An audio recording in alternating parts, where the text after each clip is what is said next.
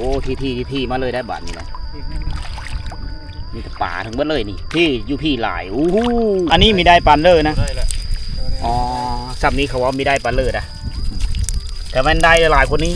ถ้ามันได้ในโล่งเดียวเต็มแล้วก็ตานะอันนี้เขาผลงานที่เขาแก้มองบ้านเดียวพี่น้องได้ประมาณจักโลได้บ่2 โล2 โลประมาณนี้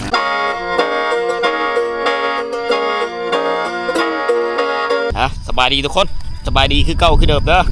พบกันคือเก่ามื้อนี้คอยอยู่ที่บ้านหาดยือเมืองหินบูนแขวงขมนทุกคนโอ้มาไก่สงโคนแต่เฮิร์ดค่อยมาเนี่ยก็ประมาณ300 ลักเลยนะ ยับไปเรื่อยๆแต่พวกเฮาไม่ทันได้เดินทางกลับเธอนะมื้อนี้ชีไปตามติดวิถีชีวิตของพี่น้องชาวลาวเฮาอยู่ในเขตเมืองหินบูนทุกคนที่ตั้งบ้านเฮิร์ดถิ่นฐานภูมิเล่าเลาะตามล่องแม่น้ำของ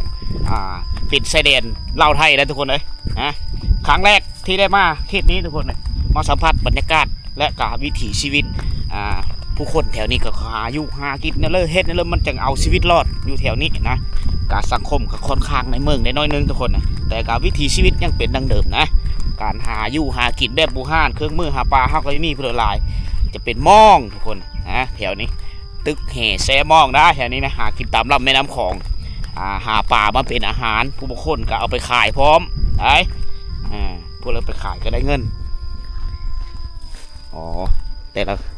คนจะมีทอดเกือบย่างบาทนะไปอันนี้คือแม่นะอันเครื่องมือหาปลาเขาเนี่ยเวลานำสีเฮานี่อ๋อคณะมีปลาตายอยู่นี่เอามีกุ้งผมเลยโอ้ถุงตัวใหญ่นี่เขามีเอานู่เอาบ่มืดเขาเอามีมืดไปเอาสิย่างตามหลังพอบ้านหาดใหญ่เมืองหินบูนแขวงขมนเป็นบ้านเกิดเมืองนอนของเบาตุกวิถีลาวทุกคนเลยอันนี้คือพอเบาตุกเพิ่นที่พาเข้าไปหาปลาตามลำแม่น้ำของมันนี่เปลี่ยนบรรยากาศโอ้โหแถวนี้งามมาเลยทุกคนอันนี้ชมก็เอิ้นว่าหาดเนาะหาดใหญ่สมพ่อจึงได้ซื้อว่าหาดใหญ่ยางเลาะแม่น้ำของจากบ้านเลาะแคมของ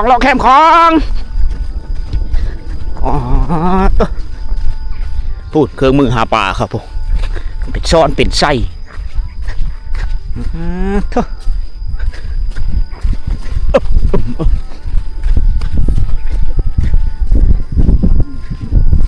อยู่นี่บอกเฮ็ดบังไฟวันนี่นะ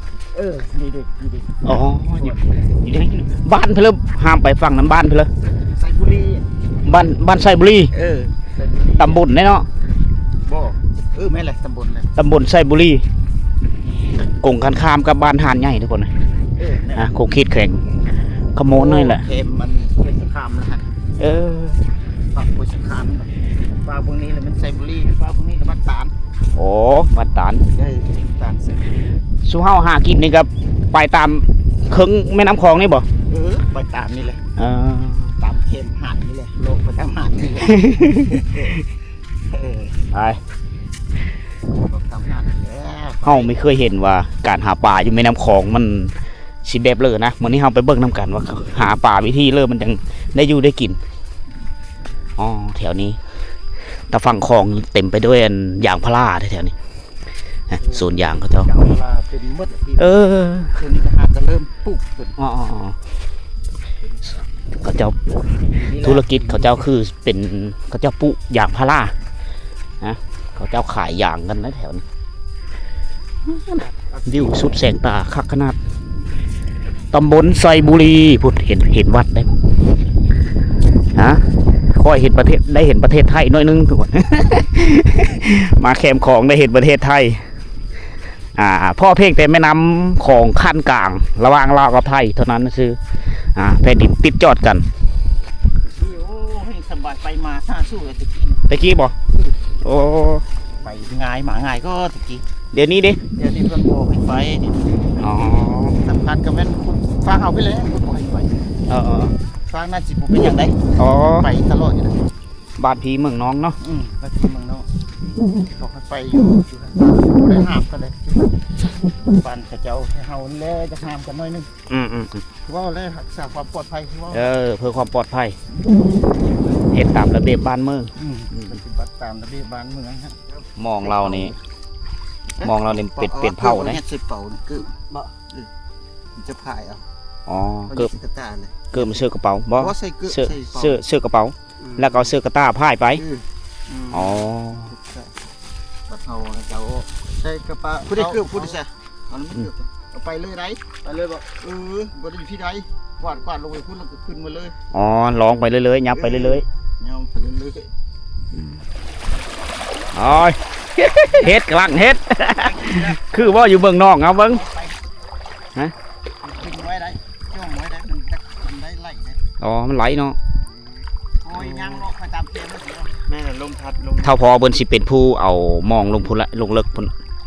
แล้วพวกเฮาเลยสิแก้ไปตามนี่แล้วลองไปอันนี้ละ เอาเข้าทางในอีบ่ฮะ ยังเบิ่งบ่ เบิ่ง เขาอยู่ทางในแล้วได้เป็นที่เขาเห็นแล้วนะแม่ล่ะถึงละ บ่ได้ทางนอกได้พอทางนอกถกมันอยู่เบื้องนี้โอเคเป็นถง ในเรากำนอก มองเรานี่ความยาวประมาณได้ละ100ปลายกว่าเมตรหรือ200เมตรพุ่นน่ะ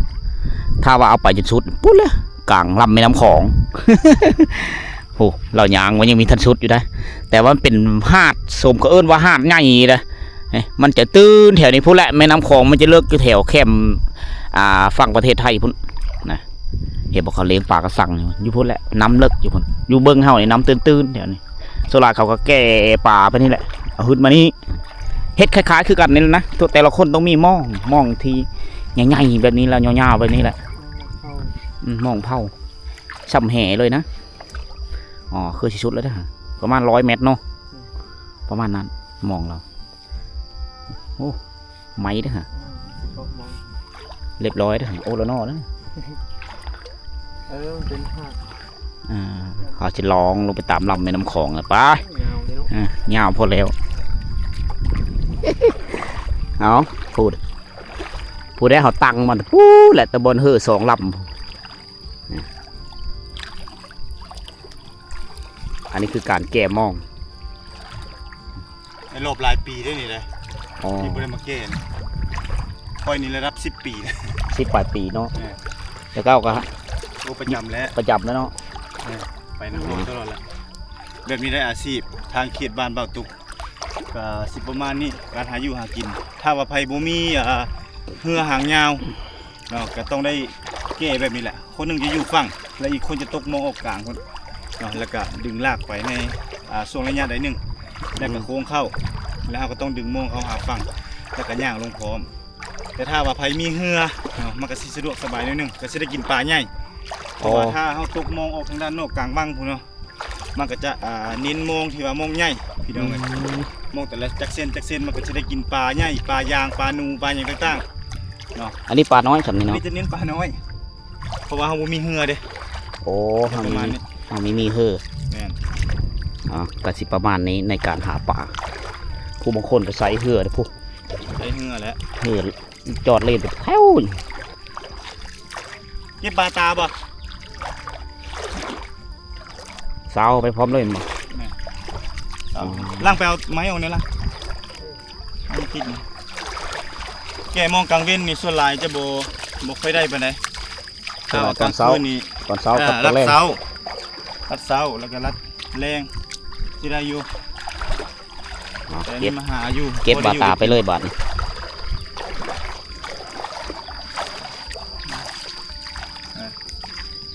นอกก็เริ่มถึกอยู่ย่างไปได้ย่างไปเบิ่งได้ โอ้มีลุ้นอยู่นะตีตุบอยู่เลยพี่นี่เยอะแล้วเยอะตัวนึงแล้วอ๋อเนี่ยนี้เนาะการหาปลาแถวนี้มองกับเป็นมองถงได้ นั่งไปดึง เขาเจ้าก็หาปลาด้วย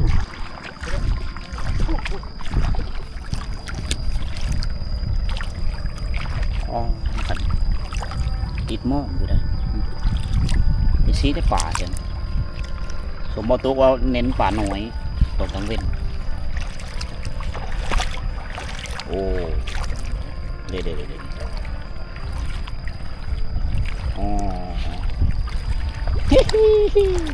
เอากระคักได้ทุกคนเลยนี่โอ้โหแจ่มเลย อันซ้ำจะกินคาบหนึ่งในหายห่วงเลยนี่ข้าวเดียวได้อ้อได้แกงส่วนมองเขาจะเวเขาหากันแบบนี้แล้วคอยกูขึ้นไปเลย อันนี้คือวิธีการหากินอยู่แถวแคบของ ย่างไปเบิ่งก็ได้โลดได้เลย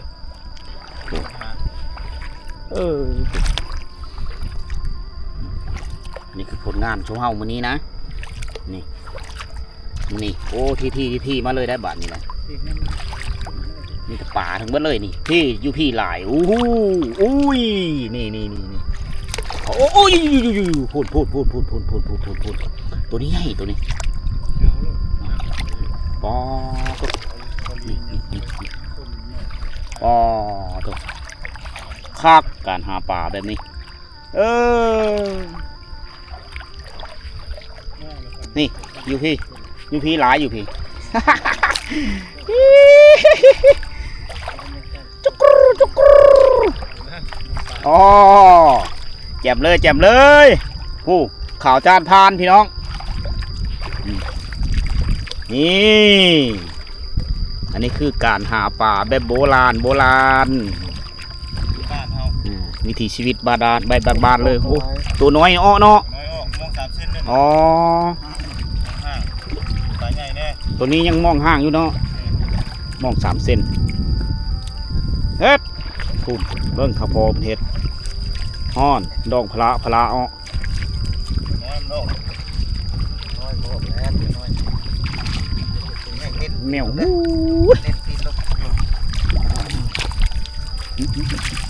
น้นตีนมันลงเนาะอย่ามันอ้อเนาะโอ้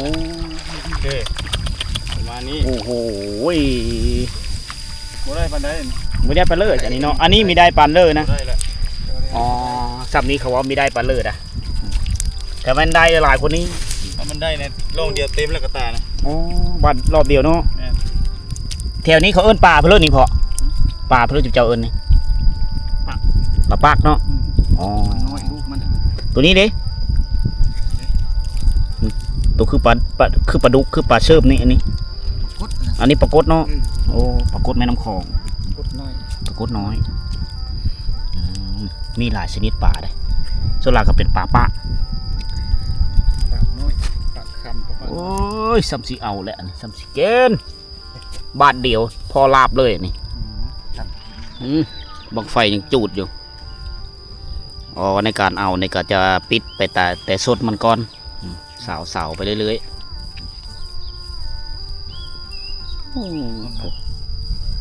เอาได้ตัวนั้นปลากดได้ตัวนั้นมัน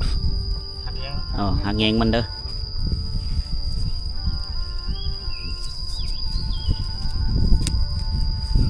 เสียงเฮือเขาเนี่ยใส่โมงละโอ้โหโมงหางซื้อปีนิวซื้อโอ้ยซื้อตัว6 ปีเพื่อซื้อตัว6 ปีโพดตอนทุเรศเลยเด่นโอ้แพงนะ1,000 ฝ่าย1,500ไปเลยเล็บแล้วแบบนี้เลยบ่แล้วเอามาเก็บแล้วเลยอ๋อ1,500 บาท1,500 บาทเมนเอามาละแก่รถเนาะเขาเฮ็ดให้เรียบร้อยเขาเฮ็ดเรียบร้อยมาแก่เลยซื้ออยู่ฝั่งนั้นบ่ซื้ออยู่ท่าอุเทนเลยท่าอุเทนนครก็บ่มีเด้อมีแต่ท่าอุเทนบ่เดียวคนไปถามบ่มีหมอกวดอันนี้โอ้มีแต่อยู่ท่าอุเทนเอาเฮ็ดขายปรากฏปลาชะแงงคล้ายๆคือกันตัวน้อยคือปลาชะแงงพูดเสียงเฮ่อเขาเจ้ามาหาป่าเขาเจ้าก็ไปไหลมองคือสุขความเฮ็ดนี่แหละแต่ว่าเขามีเฮ่อแล้วเขาลงไปกลางลำแม่น้ำคลองมุ้นแล้วก็ไหลร้องลงมาตามนี้ได้ตามลำแม่น้ำคลองนี่แหละน้ำกำลังข้นย่ามมือแรงกับย่ามมือเสาถ้าว่าเฮาลงมาหาป่านี่ก็จะได้หลายกว่านี้นะส่วนหลายป่ามันขึ้นย่ามแรงกับย่ามเสาหาก็เคยเห็นนะการหาปลาแบบนี้เห็นบ้านเฮาเนี่ยมองเกาะไม้เรียบร้อยบ้าน มันนี่เป็นหาดดินทรายแบบนี้นะแถวบ้านอันนี้คือมอง3 เส้นมอง3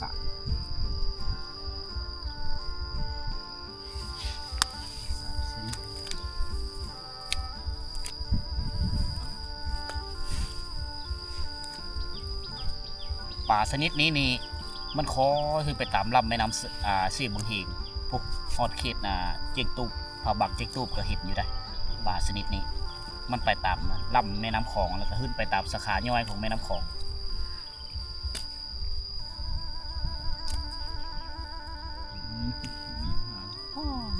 ป่าชนิดนี้นี่เหมาะสำหรับเห็ดชมดิบเลยอันนี้เขาผลงานที่เขาแก่มองบ้านเดียวพี่น้องได้ประมาณจักโลได้บ่2 โล 2 โลประมาณ2 โลปลาย 2 โลปลายบ้านเดียวเด้อดีเด้อแต่บ้านที่2นี่หัวเกือบครึ่งกระตาเราได้เนี่ย ถ้าว่าคันยามแรงนะบาทละครึ่งเด้ อ๋อคันย่ำแรกเนาะ ตอนเที่ยง อันนี้มันเป็นย่ำตอนเที่ยงสิ11 12 โมงพี่น้องโอ้โหจั่วเลยข่าว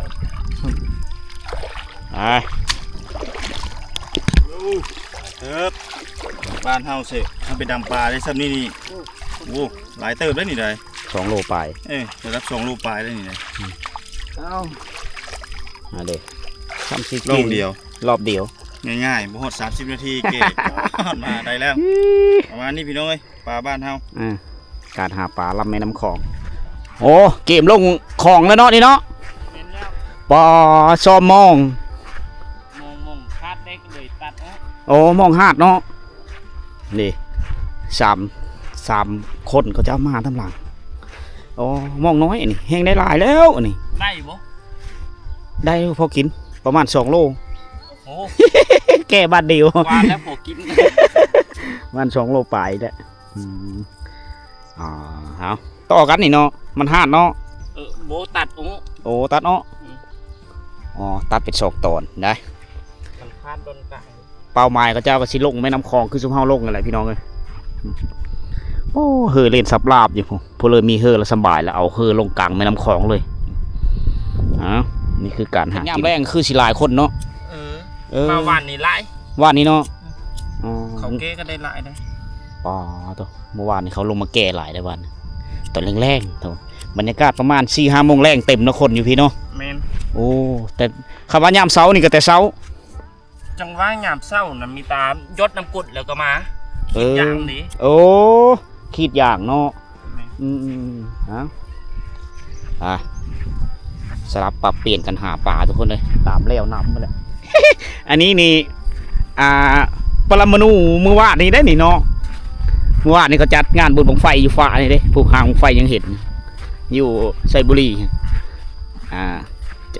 ตำบลไซบุรีประเทศไทยเขาจัดงานบังไฟประจำปีบังไฟล้านมือวาดนี่6 บังแต่ช่วงเฮาไม่ได้ไปช่วงเฮามาฮอดขับพี่น้องไปเฮาสิไปรัดเบิ่งว่า2 คนนี้ได้บ่ป่าเขาจะขี้เห่อมากเลย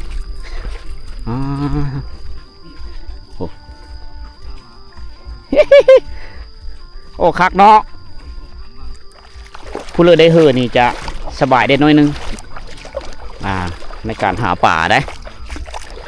มันได้ลงเลิกก่อนมัน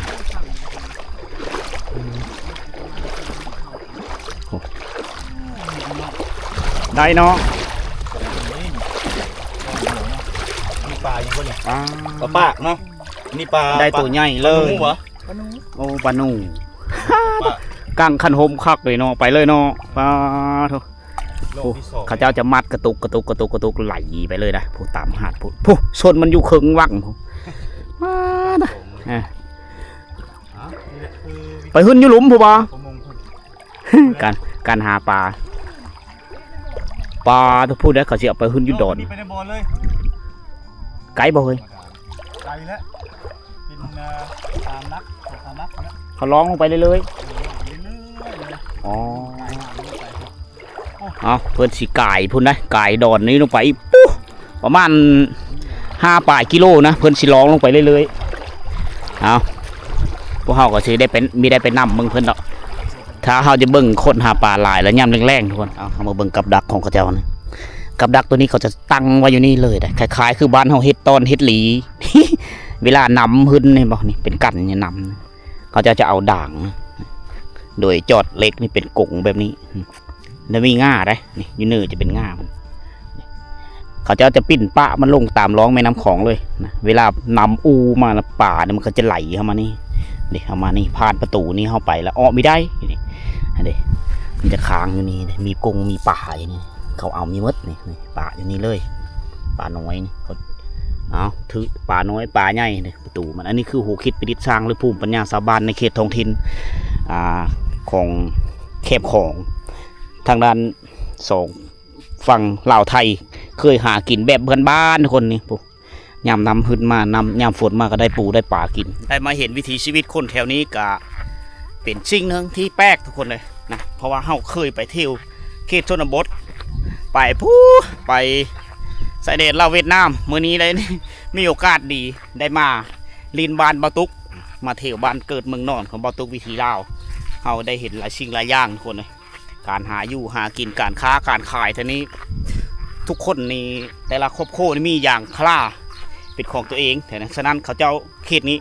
จัดเลยได้ว่าพ้นทุกทุกคนเลยนะมีอยู่มีกินมีรถเป็นของตัวเองมีเฮิร์นงามนะหาอยู่หากินแบบสบายใช้ชีวิตแบบพอเพียงทุกคนนะตื่นเช้ามาก็หันหน้าไปขีดยางเขาตอนแรกๆมาก็ลงคลองหาปลามากินหาปลามาขายคือเขาเจ้าสองภูมิลองฮือนะป่าใหญ่เขาเจ้าก็ขายได้ขายไปตามตลาดท้องถิ่นต่างๆทุกคนเธอก็ส่งเข้าตลาดเทศบาลแขวงคำมนพอแหละมื้อนี้ก็แดดฮ้อนพอดี11-12 โมงทุกคนเลยก็สิได้พักผ่อนในบาทนึงเฮาสิมื้อนอนพักผ่อนอยู่เฮือนบ่ตุกเอาสำหรับวิดีโอนี้ก็มีเพื่อละลายเอาวิธีการหาอยู่หากินแถวท้องถิ่นนี้นะเข้มของมาฝากมาเฮอได้ติดตามรับชมนำกันพบกันใหม่ในวิดีโอต่อไปเด้อ